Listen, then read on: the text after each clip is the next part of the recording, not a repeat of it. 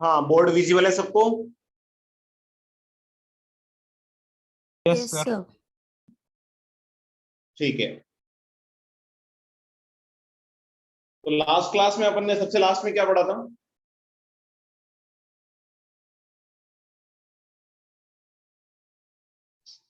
Examples किए थे capacitors के। ओके।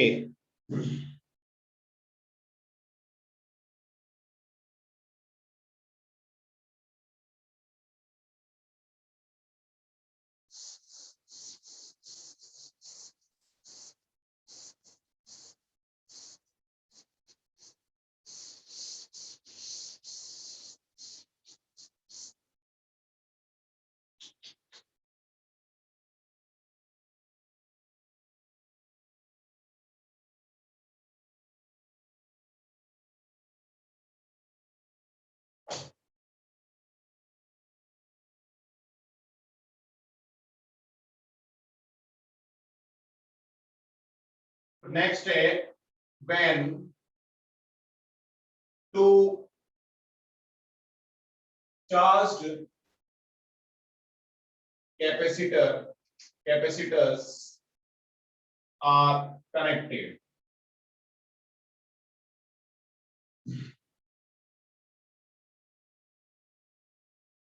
अगर अपन दो चार्ज कैपेसिटर को कनेक्ट करें, दो चार्ज कैपेसिटर को कनेक्ट करें, तो उस केस में जो है इस टाइप के क्वेश्चंस को कैसे सॉल्व करेंगे। इनमें भी कोई थ्योरी नहीं है, बस क्वेश्चन सॉल्व करने का अपने को तरीका समझना है। यहाँ पे कोई बैटरी नहीं लगा है, ओनली फॉर चार्ज कैपेसिटर। और चार्ज कैपेसिटर है, इसका मीनिंग क्या है कि चार्ज कैपेसिटर है मतलब ये कैपेसिटर उसके पास कुछ एनर्जी होगी, दूसरा भी चार्ज या न्यूट्रल कुछ भी हो सकता है, लेकिन कम से कम एक तो चार्ज होना चाहिए। दूसरे के पास अगर चार्ज है तब तो उसके पास कुछ एनर्जी होगी, अदरवाइज नहीं होगी। जब दोनों को आपस में कनेक्ट कर दोगे तो जैसे ऐसा होता है ना कि जैसे दो वाटर टैंक है, दो वाटर टैंक को जैसे आपस में कनेक्ट कर दोगे तो होता क्या है कनेक्ट करने से कि वाटर जो है एक टैंक से दूसरे टैंक में फ्लो करता है, और तब तक फ्लो करता है जब तक कि वाटर का लेवल सेम नहीं हो जाता। ऐसे कैसे यहां पे भी जब दोनों कैपेसिटर का पोटेंशियल सेम नहीं हो जाता, एनर्जी क्या होता है पोटेंशियल, तो पोटेंशियल सेम नहीं हो जाता तब तक जो है वो चार्ज फ्लो करेगा, और जब उनका वोल्टेज सेम हो जाएगा तब जो है वो चार्ज फ्लो करना बंद कर देगा। तो ऐसे क्वेश्चंस को सॉल्व कैसे करेंगे इसको समझते हैं। अपन ने टू चार्ज लिखा है, बट दोनों में से एक न्यूट्रल भी हो सकता है। जैसे अपन ने एक टंकी खाली है और एक टंकी पानी से भरी हुई है, उनको कनेक्ट करोगे तब भी चार्ज फ्लो करेगा। लेकिन तुम खुद लॉजिकली सोचो कि दोनों टंकी, अगर मेरे पास दोनों वाटर टैंक खाली है, उनको आपस में कनेक्ट करने से कोई फायदा होगा क्या?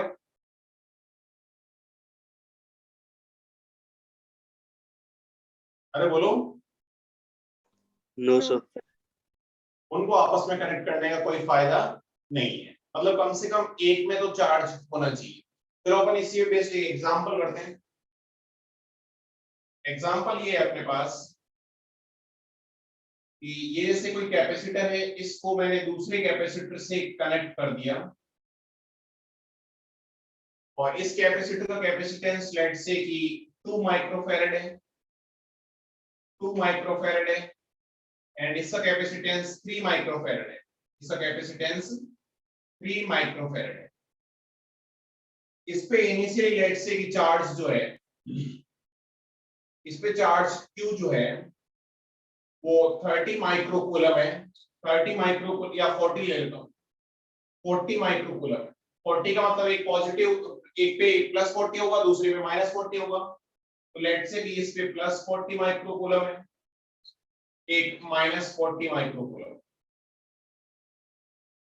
यहाँ पे अच्छा ये ध्यान रखना, जैसे तुम्हें कंफ्यूजन हो सकता है किस तरफ प्लस मानना है किस तरफ माइनस मानना है। अगर वो चार्ज कैपेसिटर है तो उसके पॉजिटिव और नेगेटिव टर्मिनल्स अपने को गिवन होंगे कि कौन से पे पॉजिटिव है कौन से पे नेगेटिव है, तो उसके बारे में दिमाग लगाने की जरूरत नहीं। लेट्स से कि इस पे भी चार्ज कुछ इनिशियल 30 माइक्रोकूलम है और ये सेम पॉजिटिव पॉजिटिव से कनेक्टेड है, यानी ये प्लस 30 माइक्रोकूलम हो गया और ये माइनस 30 माइक्रोकूलम। ये इस टाइप से कैपेसिटर है और यहाँ पे लेट्स से कि स्विच है, ये ऐसा, इसको स्विच एस बोल देते हैं। तो क्वेश्चन ये है अपना कि when switch is connected, switch is connected, connected का मतलब है स्विच ऑन कर दिया, ऑन का मतलब आपस में ऐसे जोड़ दिया।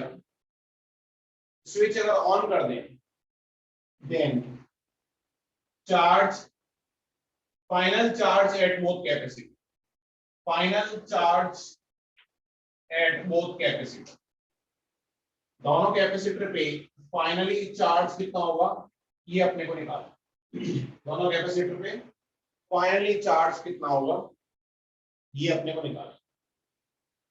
तो अपने को पता है दोनों को जब चार्ज करोगे, दोनों को आपस में कनेक्ट करोगे तो चार्ज फ्लो करेगा। वैसे अपन चार्ज फ्लो की डायरेक्शन निकाल सकते हैं, पोटेंशियल निकाल लो, हायर पोटेंशियल से लोअर पोटेंशियल की तरफ एनर्जी फ्लो करेगी। पोटेंशियल कैसे निकालोगे, इसका पोटेंशियल निकाल सकते हैं Q इक्वल टू CV से, इसका sorry V equal to Q upon C से, इसका भी जो है वो Q अपॉन C से निकाल सकते हैं। लेकिन है ना एग्जाम में इतना करने की जरूरत नहीं है। तुम कोई भी चार्ज की डायरेक्शन मान लो कि चार्ज इधर से इधर फ्लो कर रहा है या इधर से इधर, इतना भी चार्ज फ्लो कर रहा है और फाइनली उनका पोटेंशियल सेम कर दो। तो अगर तुमने डायरेक्शन सही मानी है तब तो जो है वो Q पॉजिटिव आ जाएगा, डायरेक्शन अगर तुमने गलत मानी है तो Q नेगेटिव आ जाएगा, सिंपल। तो चलो 1 मिनट का टाइम देता हूं मैं, ट्राई करो फटाफट की चार्ज कितना फ्लो करेगा, उसके बाद मैं ट्राई करता हूं।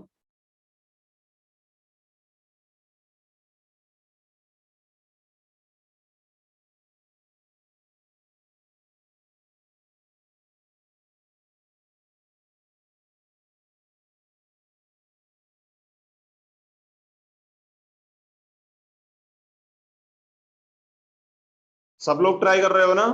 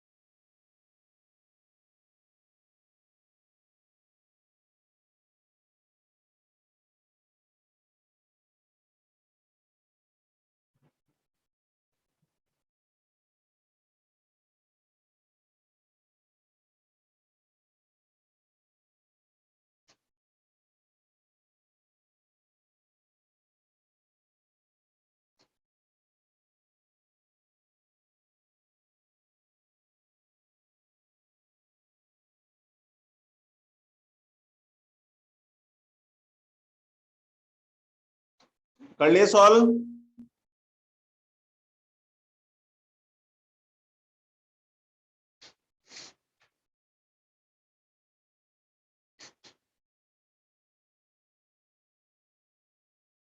इधर ध्यान दो, कोई भी डायरेक्शन मान लो, लेट्स से कि मैंने ये मान लिया कि यहां से इस कैपेसिटर से क्यू चार्ज इधर चला गया, तो इस पे तो चार्ज इस पे चार्ज पहले 30 माइक्रोकूलम था तो 30 माइनस क्यू हो जाएगा, इसमें 40 था तो 40 प्लस क्यू हो जाएगा। तो फाइनली अपने को पता है, अपने को हमेशा यही ध्यान रखना कि charge will flow till voltage of both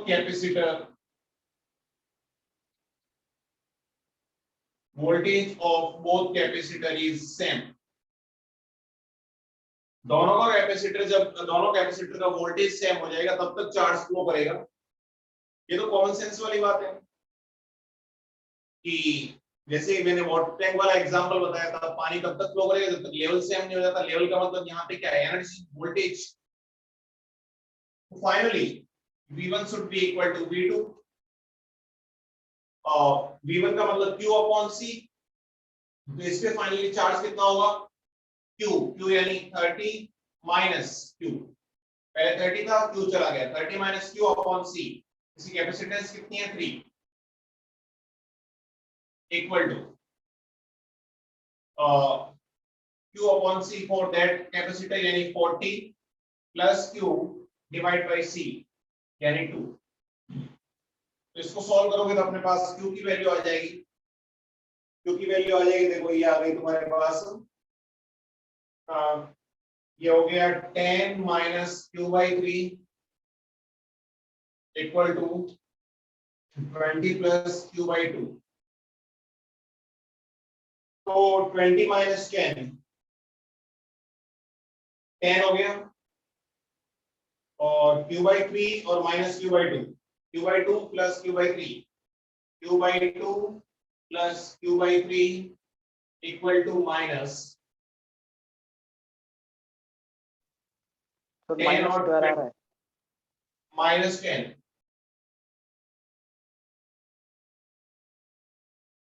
क्या ये 5Q बाई 6 आ गया, यानी Q आ गया है तुम्हारे पास -12 माइक्रो कूलम,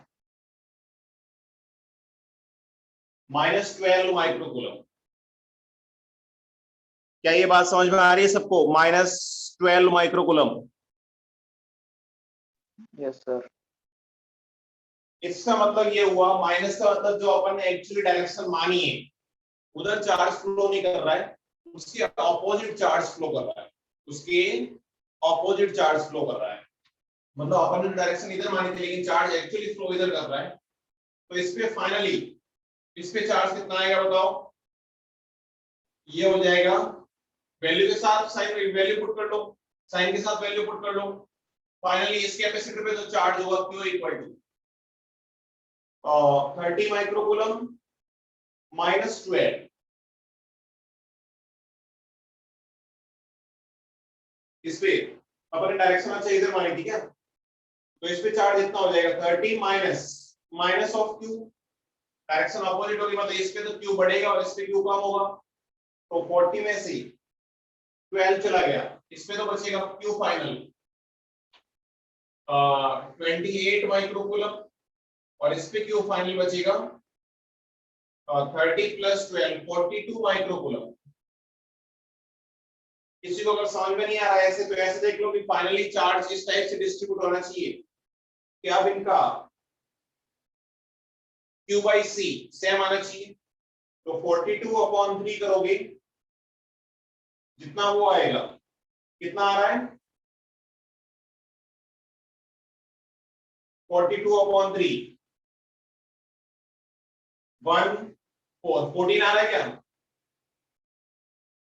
14 वोल्ट इसका वोल्टेज हो गया फाइनली, और यहाँ पे फाइनली 28 है, और यहाँ पे कैपेसिटर टू कैपेसिटेंस 2 है, तो 28 अपॉन 2 14 इसका भी हो गया, यानी वोल्टेज सेम हो गया। तो इसका मतलब अपन ने चार्ज सही निकाला है। अब इस प्रोसेस के अंदर अपने से पूछा जाता है कि एनर्जी लॉस कितना हुआ, यानी ऐसा नहीं है कि जितनी एनर्जी इसने ट्रांसफर करी सारी की सारी एनर्जी इसने गेन कर ली, ऐसा नहीं होता है। कुछ एनर्जी हीट लॉस की फॉर्म में चली जाती है। तो एनर्जी लॉस कैसे निकालोगे, अपने को इनिशियली सबका चार्ज पता है, इनिशियल एनर्जी पता है टोटल, फाइनली चार्ज पता है, यानी फाइनल भी एनर्जी पता है मेरे को। तो क्या तुम एनर्जी लॉस निकाल सकते हो, एनर्जी लॉस सॉल्व कर सकते हो क्या, बोलो। सर हाँ बोलो। सर हम क्यू स्क्वायर अपन 2C से डायरेक्ट निकाल सकते हैं ना एनर्जी लॉस।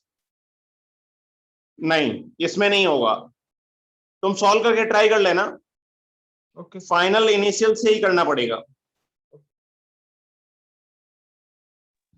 सर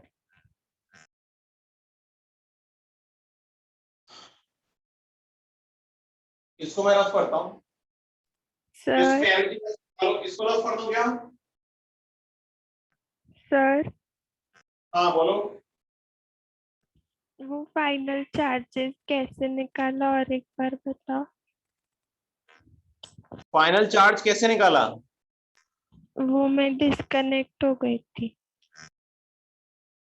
अच्छा, डिस्कनेक्ट हो गए तो अपन ने क्या किया कि भाई दोनों को अगर अपन ने जो है वोल्टेज ये कैपेसिटर को आपस में जोड़ दिया है, तो अपन ने मान लिया कि जोड़ने के बाद क्यू चार्ज फ्लो कर गया। क्यू चार्ज फ्लो करेगा तो एक पे एक का चार्ज जितना था माइनस क्यू हो जाएगा और एक का जितना था प्लस क्यू हो जाएगा। तो और फाइनली वोल्टेज सेम होना चाहिए तब तक चार्ज फ्लो करेगा। तो मैंने फाइनली वोल्टेज सेम कर दिया। तो फर्स्ट का जैसे मैंने मान लिया कि 30 माइक्रोकूलम से क्यू चार्ज निकल गया, तो 30 से निकल गया तो 30 माइनस क्यू अपॉन इसका कैपेसिटेंस 3 हो जाएगा। और 30 से क्यू निकला तो क्यू उतना उधर चला जाएगा, यानी 40 प्लस क्यू अपॉन 2 हो जाएगा उसका कैपेसिटेंस। दोनों वोल्टेज को इक्वल किया तो क्यू की वैल्यू आ गई, यानी इतना चार्ज। क्यू की वैल्यू नेगेटिव आ रही है, इसका मतलब जो अपन ने डायरेक्शन मानी थी एक्चुअली चार्ज उसके ऑपोजिट फ्लो कर रहा है, यानी 30 से निकल नहीं रहा है, 30 के अंदर तो एक्स्ट्रा आ रहा है, यानी 30 प्लस 12 और 40 माइनस 12, तो उसका हो गया 28, इसका हो हाँ गया। सर समझ गया। समझ गए ना? हाँ आप एनर्जी लॉस निकालो। एनर्जी लॉस्ट अब पूर्वा ने बताया 60 माइक्रो जूल। ओके, आगे लोग भी ट्राई करो। मैं इसको रफ कर देता हूं, इसको रफ कर दो क्या?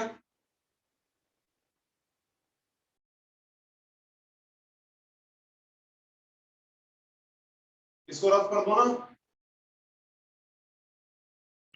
Yes sir. ठीक है।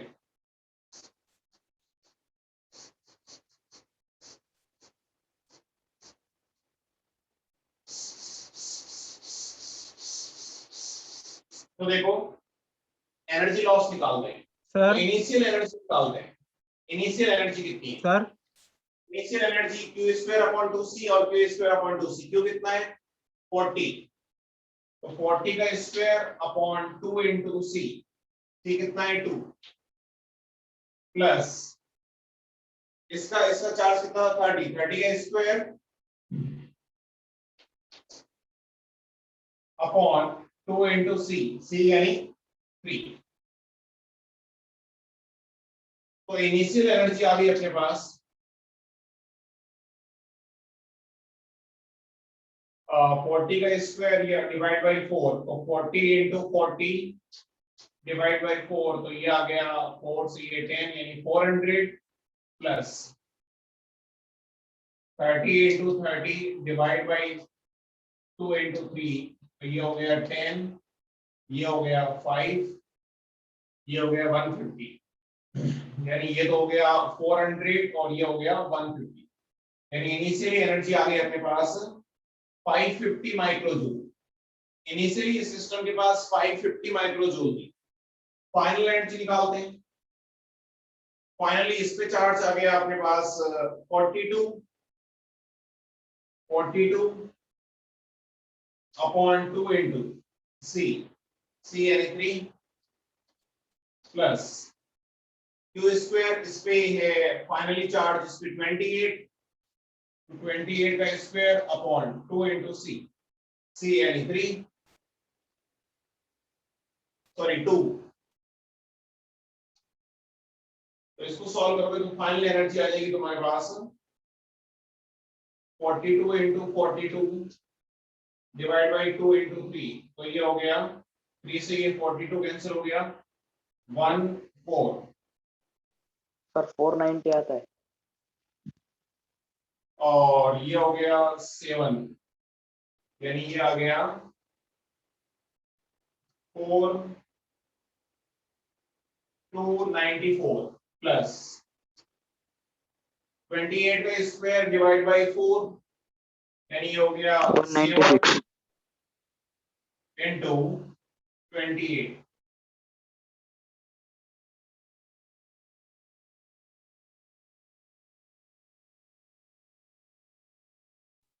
तो ये हो गया 6 5 196 आ रहा क्या? तो ये आ गया 0 490 माइक्रो जूल आ गया। तो इनिशियली तो थी 550, फाइनली होगी 490, यानी एनर्जी लॉस आ गया अपने पास, एनर्जी लॉस आ गया 60 माइक्रो जूल। सर हाँ बोलो। Sir Q square upon 2c से मैंने किया सर, एक का आ रहा है 36 और एक का 24, दोनों को ऐड किया तो भी 60 आ रहा है। हाँ ठीक है, फिर तो उससे भी कर सकते हैं, कोई दिक्कत नहीं है, लेकिन मैं इसलिए बोल रहा था इसके अंदर मैं डायरेक्टली तुम्हें फॉर्मूला बता दूंगा, अलग अलग सॉल्व करने की जरूरत नहीं है, इसलिए मैंने मना किया था। मैं डायरेक्टली इसका फॉर्मूला बता दूंगा, पहली बार मैंने पूरा सॉल्व कर लिया, अब बार बार अपने को एग्जाम में सॉल्व करने की जरूरत नहीं है, वो काफी टाइम टेकिंग प्रोसेस है, इसलिए अपने डायरेक्टली फॉर्मूला बता दूंगा, कुछ भी सॉल्व करने की जरूरत नहीं तुम्हें। Okay sir. ये समझ में आ गया सबको? ये समझ में आ गया एनर्जी लॉस कैसे निकाला? Yes sir. ठीक है, तो देखो अब अपन क्या करेंगे इसी एग्जाम्पल को, अब एग्जाम में ये बहुत टाइम लग रहा है ऐसे ही, तो अगर दो कैपेसिटर को आपस में अगर कनेक्ट कर दें, दो कैपेसिटर को आपस में अगर कनेक्ट कर दें,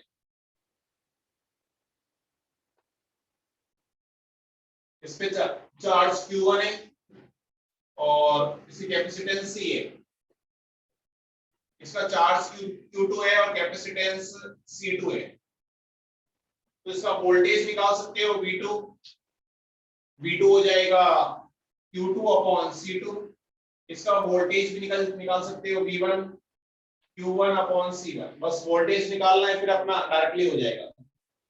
अगर दो कैपेसिटर को आपस में कनेक्ट कर दें तो जो एनर्जी लॉस आता है, एनर्जी लॉस आता है half C1 C2 upon C1 plus C2 into V1 minus V2 का होल स्क्वायर। इस फॉर्मूले से तुम डायरेक्टली कर सकते हो, एग्जाम में आसानी से हो जाएगा, अपने को क्यों निकालने की जरूरत नहीं है, नहीं तो एनर्जी लॉस, अगर ओनली फॉर एनर्जी लॉस पूछा है तो पहले अपन क्यों निकालेंगे, फिर इनिशियल एनर्जी निकालेंगे, फिर फाइनल एनर्जी निकालेंगे, बहुत टाइम लग रहा है। डायरेक्टली ये फॉर्मूला ध्यान रखना चाहिए, अगर कैपेसिटर को कनेक्ट कर दें तो इस फॉर्मूले से कर सकते हो, लेकिन इस फॉर्मूले को अप्लाई करने के लिए थोड़ी सी अपने को समझदारी दिखानी होगी। कैसे? कि अगर दोनों कैपेसिटर को पॉजिटिव से कनेक्टेड है, पॉजिटिव से कनेक्टेड है, तब तो दोनों का सेम साइन लेंगे, मतलब जैसे इस टाइप से कनेक्टेड है, positive and negative, then V1 and V2 are of same sign, मतलब दोनों पॉजिटिव लेंगे। लेकिन अगर ऐसा हो कि पॉजिटिव नेगेटिव से कनेक्टेड है, नेगेटिव पॉजिटिव से कनेक्टेड है, तो V1 and V2 are taken to be opposite sign, to be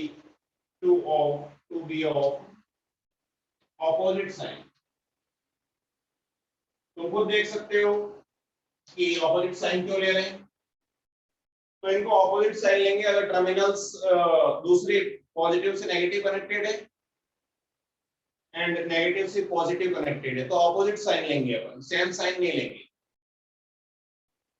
opposite sign मतलब V1 को अगर नेगेटिव ले रहे हो तो इसको भी पॉजिटिव लोगे, मतलब दोनों ऐड हो जाएंगे, या तो दोनों माइनस, एक माइनस तो पहले से है तो इसको माइनस लोगे, इसको प्लस लोगे, दोनों ऐड हो जाएंगे, इसको प्लस लोगे, इसको माइनस लोगे तो भी दोनों ऐड हो जाएंगे। यानी अगर और मतलब पॉजिटिव से कनेक्टेड है तब तो यहाँ पे इस ब्रैकेट के अंदर दोनों माइनस होंगे, और अगर पॉजिटिव नेगेटिव से कनेक्टेड है तो यहाँ पे ऐड हो जाएंगे। क्या आगे से तुम डायरेक्टली ये फॉर्मूला अप्लाई कर सकते हो? Yes sir. सबको ये फॉर्मूला याद रहेगा? Yes sir. कोई डाउट? No sir. ठीक है, आगे बढ़ते हैं, फिर इसको रफ कर दूं क्या मैं? Yes sir. ठीक है, चलो इस पे बेस्ड एक छोटा सा एग्जांपल करते हैं। इसमें बेस्ड एक छोटा सा एग्जांपल करते हैं, फटाफट एनर्जी लॉस निकाल के बता दो मेरे को।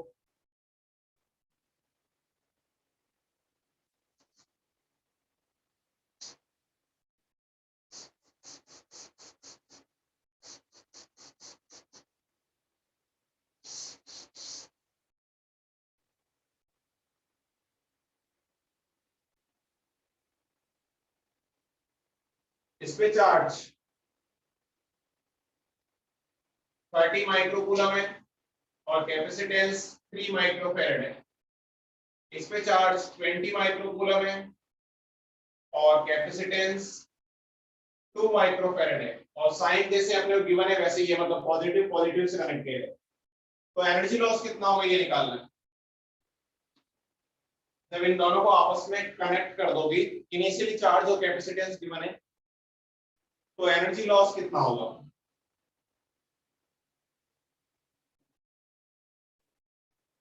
एनर्जी लॉस कितना होगा।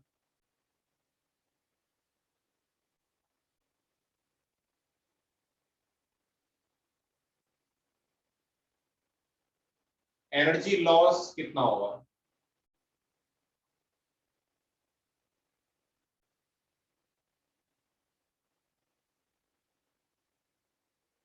सब लोग ट्राई कर सकते हो, आई थिंक फटाफट ट्राई करो। सर 0।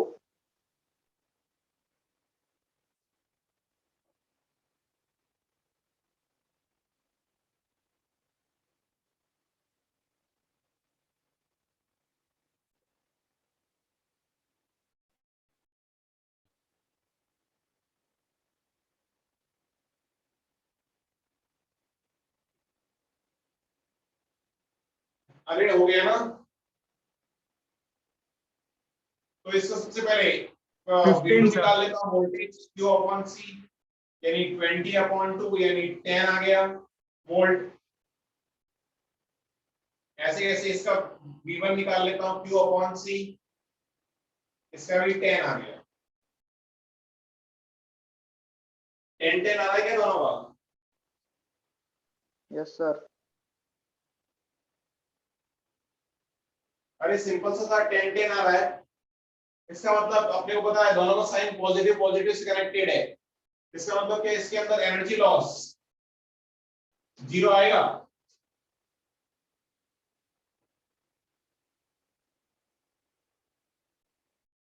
अरे बोलो। Yes sir. हाँ सर। एक्चुअली अब तुम्हें लग रहा होगा कि हीट लॉस कहाँ गया, तो एनर्जी लॉस 0 क्यों आ रहा है, कोई बता सकता है।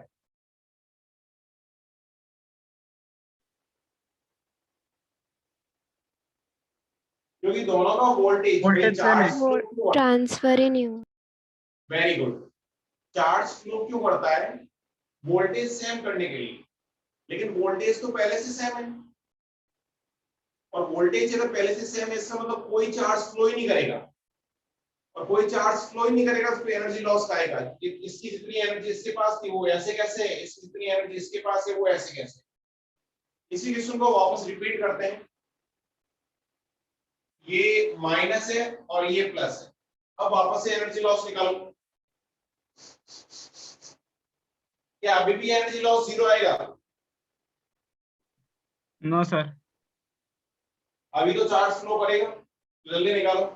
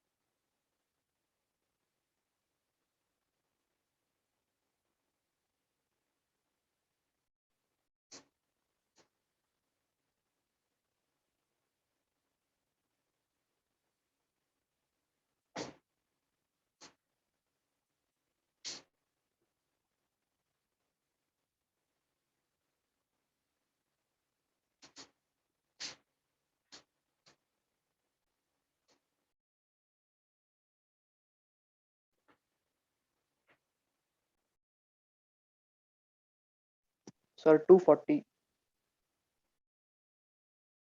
अरे हो गया क्या। सर 240। क्या हुआ? एनर्जी लॉस कितना आ रहा है?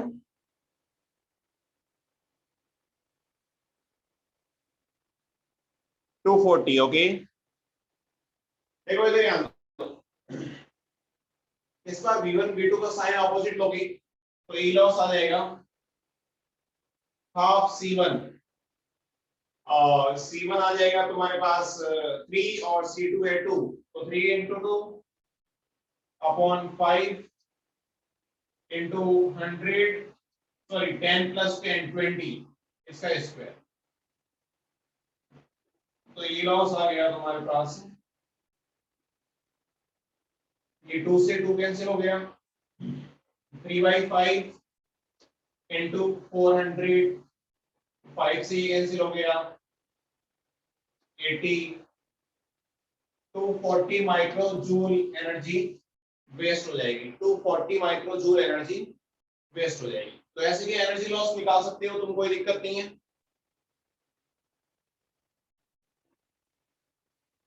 अरे बोलो। हाँ सर। ठीक है, चलो अपन इसी टाइप का एक और एग्जांपल ट्राई कर लेते हैं, फिर आगे बढ़ते हैं। एक और एग्जांपल ट्राई कर लेते हैं।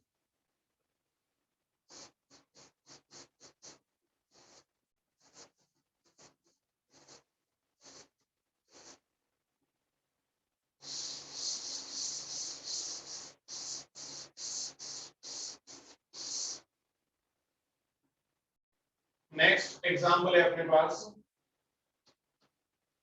दो की जगह अपन 3 कैपेसिटर को आपस में जोड़ दें, 3 कैपेसिटर को आपस में जोड़ दें।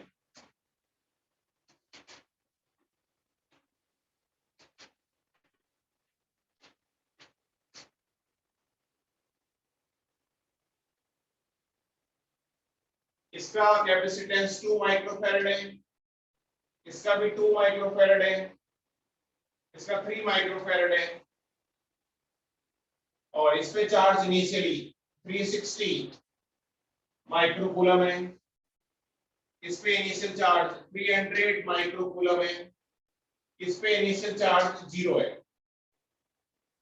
तो finally charge at each capacitor when all are connected, इन तीनों को अगर अपन आपस में कनेक्ट कर दें इस कंडीशन के अंदर, तो फाइनली चार्ज कितना होगा और एनर्जी लॉस कितनी होगी ये निकालना है। तो 3 कैपेसिटर हो तो फिर कोई फॉर्मूला नहीं होगा, फिर अपने को चार्ज निकालना पड़ेगा अलग अलग।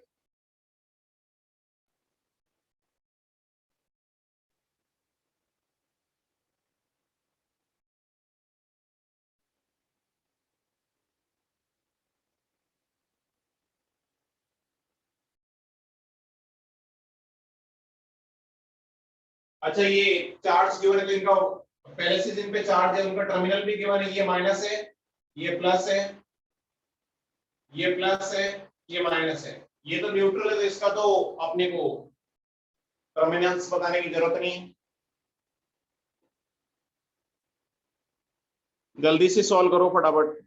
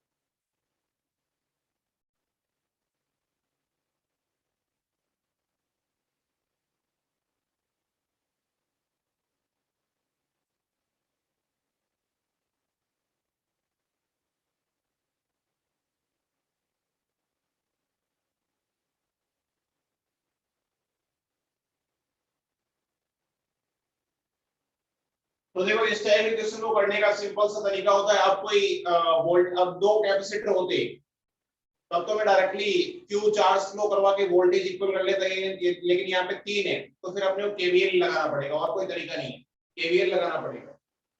मान लो कि इस सर्किट के अंदर क्यू चार्ज ऐसे घूम रहा है, क्यू चार्ज चल रहा है, तो अब सबसे पहले तो सारे कैपेसिटर पे चार्ज निकालना इंपॉर्टेंट है। चार्ज निकालना, अनचार्ज है उसके तो कोई दिक्कत ही नहीं है कि क्यू चार्ज इधर चल रहा है, तो इस पे क्यू चार्ज आ जाएगा, और ये प्लस और ये माइनस, ये प्लस और ये माइनस। तो ध्यान रखना ऐसे ही है, अपन ऐसे कर रहे हैं ना, इस पे क्यू चार्ज आ रहा है, प्लस से अगर चार्ज एंटर कर रहा है इसका मतलब चार्ज बढ़ रहा है, माइनस से एंटर कर रहा है मतलब चार्ज घट रहा है, प्लस से एंटर कर रहा है मतलब चार्ज बढ़ रहा है, माइनस से एंटर कर रहा है मतलब चार्ज घट रहा है। तो यहाँ पे देखो क्यू चार्ज ऐसे आया, माइनस से एंटर कर रहा है, माइनस से एंटर कर रहा है मतलब चार्ज कम होगा, कम होगा यानी 360 माइनस क्यू हो जाएगा। यहाँ पे भी, यहाँ पे प्लस से एंटर कर रहा है, प्लस से एंटर कर रहा है मतलब चार्ज बढ़ रहा है, बढ़ रहा है यानी ये कितना हो जाएगा, यहाँ पे 300 प्लस क्यू हो जाएगा। क्या ये बात समझ में आ रही है सबको?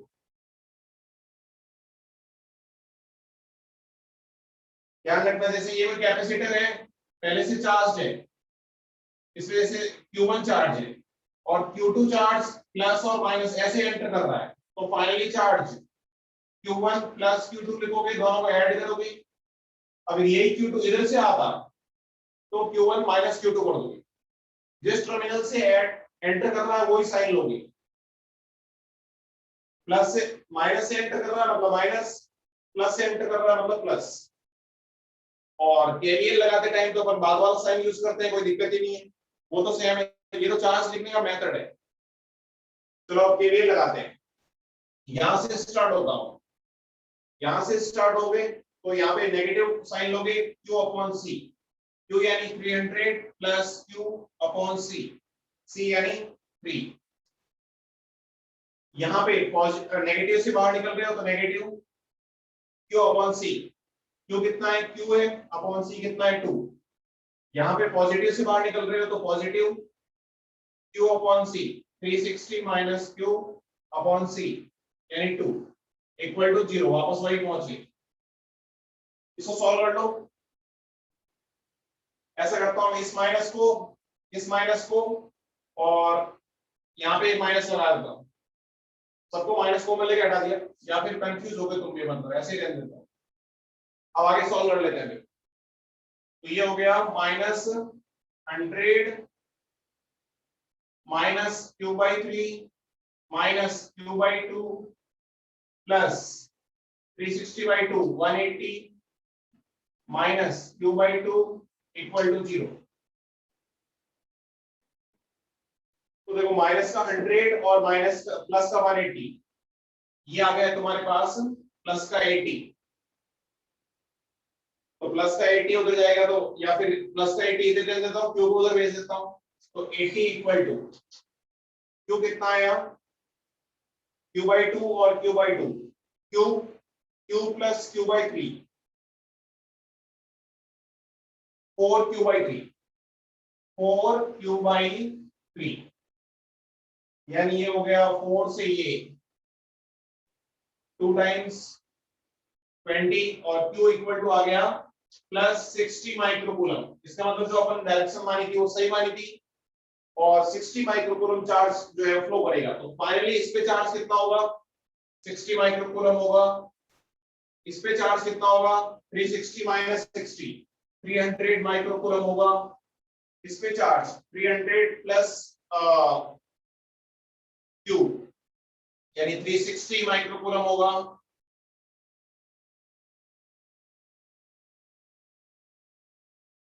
ठीक है, और इस पे 60 होगा। क्या ये बात समझ में आ रही है? कैसे सॉल्व किया समझ में आ रहा है? ये ज्यादा है ना इंपॉर्टेंट, एनर्जी लॉस निकालना है तो इनिशियल चार्ज पता है, पूरी एनर्जी निकाल लो, फाइनली सबका चार्ज पता है, फाइनल एनर्जी निकाल लो, माइनस कर दो। वैसे ये मेडिकल वालों के लिए ज्यादा इंपॉर्टेंट नहीं है, मेडिकल में ऐसे क्वेश्चन नहीं आते हैं। जेई मेंस वालों को थोड़ा सा ध्यान रखना है, कभी आ सकता है। तो जेई मेंस वालों के लिए थोड़ा इंपॉर्टेंट है, मेडिकल वालों में जनरली इतना लेंथी क्वेश्चन नहीं पूछा जाता है।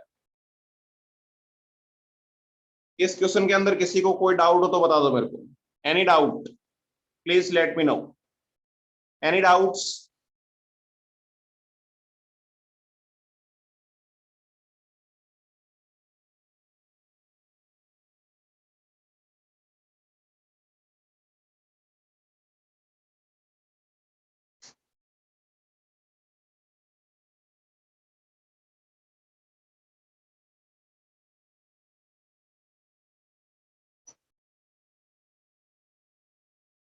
अरे कोई डाउट्स है क्या?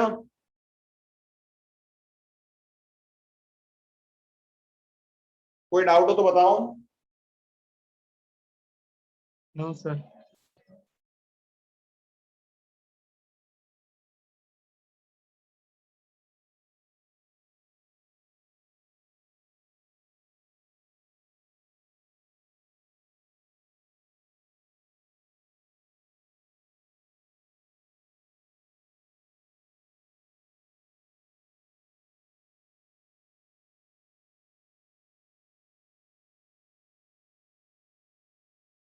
अरे बोलो कोई डाउट्स है क्या?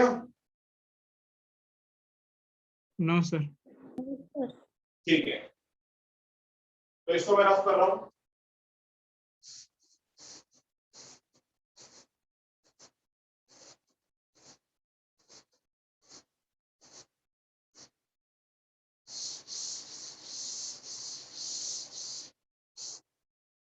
उसके बाद नेक्स्ट है, कभी कभी एग्जाम में थ्योरेटिकल क्वेश्चन पूछा जाता है अपने से कि कैपेसिटर की अगर प्लेट्स के बीच में डिस्टेंस बढ़ा है तो बताओ क्या क्या पैरामीटर चेंज होंगी। कैपेसिटर में प्लेट्स के बीच में अगर कोई डाइलेक्ट्रिक मीडियम भर दें तो क्या होगा, यानी कैपेसिटर को अगर अपन डिस्टर्ब कर दें तो क्या होगा। तो when we disturb a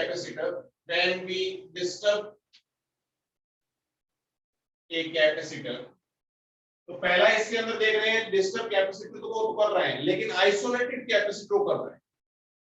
isolated capacitor कर रहे हैं। आइसोलेटेड का मतलब बताता हूं, when we disturb a isolated capacitor,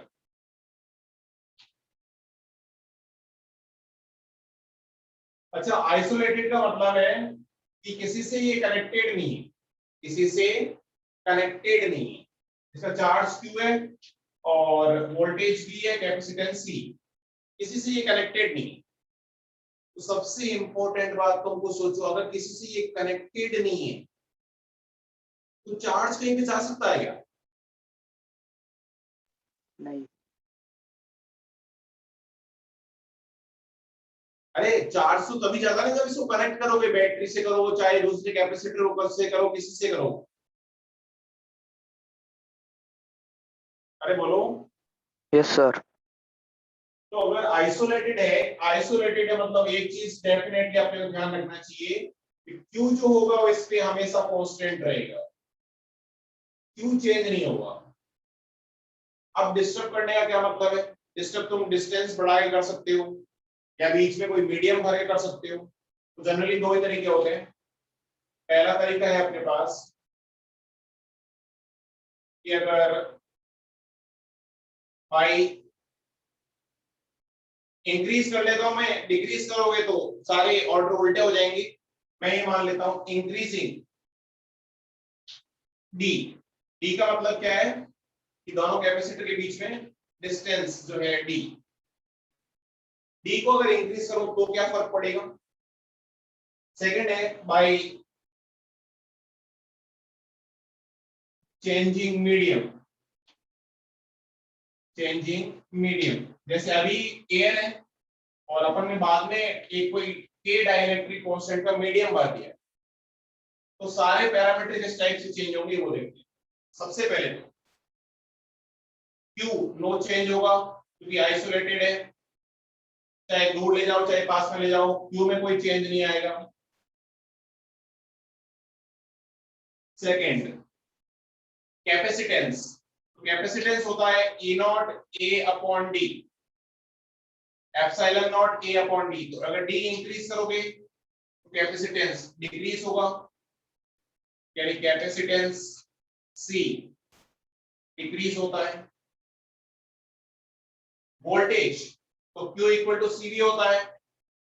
अगर Q कांस्टेंट है और C अगर डिक्रीज हो रहा है, इसका मतलब वोल्टेज इंक्रीज होगा क्या?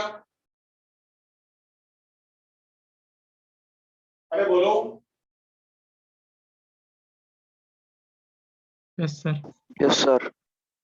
यहां पे बात करते हैं Q में कोई चेंज नहीं है, capacitance C epsilon not A upon D है, तो बाद में C dash epsilon not into epsilon R यानी K हो जाएगा। तो ये पहले की C थी, अब बाद में C डैश इतनी हो गई, यानी C जो है C dash C into K हो जाता है, मतलब इंक्रीज हो जाता है, C इंक्रीज हो जाता है। C इंक्रीज हो रहा है तो वापस से वही बात कि Q इक्वल टू C भी होता है, और Q कांस्टेंट है, C इंक्रीज हो रहा है तो वोल्टेज डिक्रीज होना चाहिए, यानी वोल्टेज डिक्रीज होगा। तो अगर मीडियम फिल करोगे और डिस्टेंस इंक्रीज करोगे, अच्छा वापस से रिजल्ट पढ़ने की जरूरत नहीं है, डिस्टेंस अगर कम करोगे तो रिजल्ट उल्टे आना शुरू हो जाएंगे, डी कम करोगे तो सी बढ़ना शुरू हो जाएगा, तो वोल्टेज सी बढ़ना शुरू होगा तो वोल्टेज कम होना शुरू हो जाएगा। ऐसे कैसे यहाँ पे भी अगर तुम पहले मीडियम के था और बाद में तुमने एयर कर दिया, तो यानी तुमने के कम कर दिया, के का मतलब ये तो सी डैश सी बाई के हो जाएगी, मतलब सी कम हो जाएगी, सी कम हो जाएगी तो वोल्टेज बढ़ जाएगा। ये तो हम सब निकाल सकते हो, इसमें कोई दिक्कत नहीं होगी। उसके बाद देखते हैं अपन इलेक्ट्रिक फील्ड। इलेक्ट्रिक फील्ड की वैल्यू कितनी होती है बताओ? इलेक्ट्रिक फील्ड की वैल्यू, इलेक्ट्रिक फील्ड की वैल्यू कितनी होती है कैपेसिटेंस में? Sigma upon epsilon naught. क्या Q upon A into epsilon not होता है?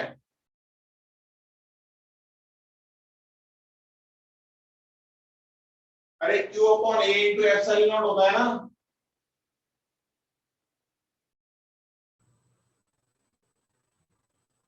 तो Q कांस्टेंट है, प्लेट्स को डिस्टेंस चेंज करोगे तो प्लेट्स का एरिया तो कांस्टेंट है, एप्सिलॉन नॉट कांस्टेंट है, मतलब ये डिस्टेंस चेंज करने से इस पे कोई फर्क नहीं पड़ेगा, ये कांस्टेंट रहेगा।